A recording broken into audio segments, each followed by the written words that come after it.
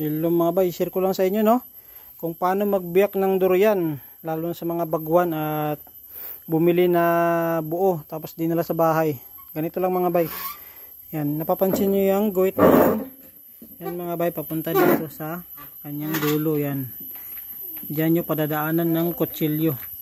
Tapos ganun din dito sa kabilang parto yan.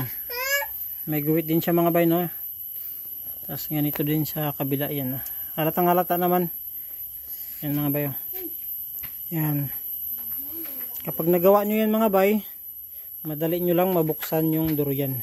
Yan, napapakita ko sa inyo no. Paano natin to biyakin. Yan, ito mga bay, bibiyakin ko na no. Ito yung guhit. Dito ko papadadaanan ng kutsilyo. Yan mga bay.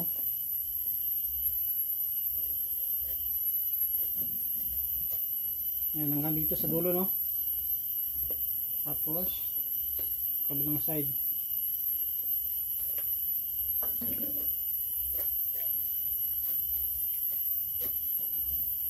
Pag nagawa nito mga bay, sobrang dali lang. At baguhan ko lang kayo bibiyak ng durian. Yan, okay na mga bay no, nadaanan ko na oh. Diyan, lahat ng bahay niya. Yan, biyak na natin. Yun. Na naman papa. Na naman. Dito. Yan ang mga bay. Yes! Yes, papa! Yes! Sobrang lambot lang no. Lambot! Wow! Wow. Yummy, Jayo! Yummy. Yummy kayo puyat. Na naman. Ha? Na naman. Ano naman? Na naman. Ito. Hello!